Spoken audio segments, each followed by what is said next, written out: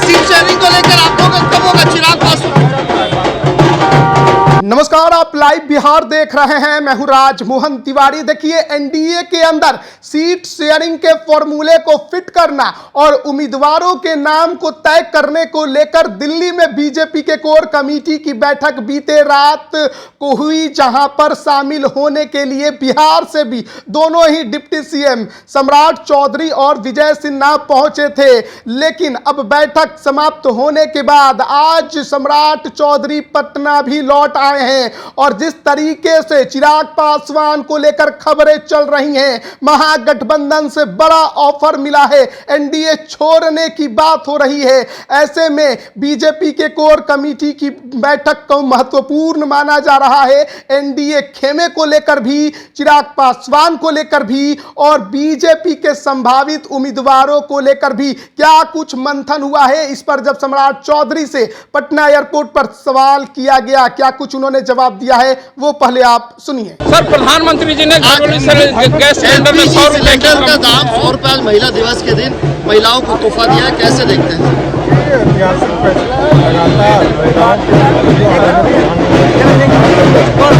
के मिलकर आप सुविधा हमारी बहने उनको 100 रुपये का रियायत मिलेगा। ये एक ऐतिहासिक फैसला है। बहनों को पूरी तरह सुविधा मिलेगी। सर, राहुल गांधी कहा जा रहा है कि इस बार फिर वायनाड से लड़ेंगे, उनकी कांग्रेस की सीसी ने कल ये तय किया है कि राहुल गांधी फिर एक बार वायनाड से ही चुनाव लड़ेंगे। देखिए, राहुल गांधी कहीं चुनाव लड़े, सबसे ज्यादा इस देश में विकसित होने की जरूरत आदरणीय राहुल गांधी जी को है। कांग्रेस पार्टी अपने चौथी पीढ़ी को लेकर खड़ी है और 4 पीढ़ी वोट जनरेशन की राजनीति।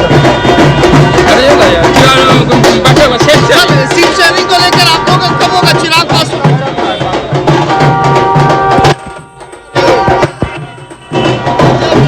तो देखा आपने किस प्रकार से सम्राट चौधरी विपक्षी खेमे पर हमला बोलते दिखाई दिए। राहुल गांधी के चुनाव लड़ने पर भी उन्होंने अपनी बात रख दी, लेकिन जब सवाल चिराग पासवान का हुआ, बिहार में एनडीए के हिस्सों का हुआ, किसको कितनी सीटें मिलेंगी, उस पर उन्होंने कुछ भी नहीं कहा। और ऐसे में चिराग पासवान बिहार की राजनीति में अभी सबसे बड़ा चेहरा बने हुए हैं। विपक्षी खेमा भी उन्हें अपने साथ रखने की तैयारी में है। एनडीए से उन्हें बाहर निकालने की पुरजोर कोशिश किया जा रहा है। 10 सीटों का ऑफर भी महागठबंधन के तरफ से उन्हें मिल चुका है। और ऐसे में भले ही चिराग पासवान की मुलाकात बीते दिन बीजेपी के राष्ट्रीय अध्यक्ष जेपी नड्डा से हो गई हो, लेकिन कहा जा रहा है कि सीट शेयरिंग के फॉर्मूले पर अब भी बात नहीं बनी है। चाचा भतीजे की लड़ाई में बीजेपी किसके साथ है, किसको ज्यादा देगी, किसको कम देगी, भाव किसको मिलेगा, इसकी हर कोई अब चर्चा कर रहा है। हाजीपुर सीट जो है आन बान शान की लड़ाई भी बन चुकी है। ऐसे में चिराग पासवान के अगले राजनीतिक कदम पर हर किसी का नजर है, लेकिन फिलहाल देखना है कि बीजेपी किसके साथ है, क्या पशुपति पारस के साथ या चिराग पासवान के, या फिर दोनों में समझौते कराने की कोशिश भी की जा रही है। चिराग पासवान ने साफ तौर पर इशारा किया है कि अपने पुरानी सीटों को वो बिल्कुल भी नहीं छोड़ने वाले हैं। तो देखना होगा कि बिहार की राजनीति में आगे क्या कुछ होता है। आप इस पर क्या राय रखते हैं, कमेंट करके जरूर बताएं। आप सभी का बहुत बहुत धन्यवाद।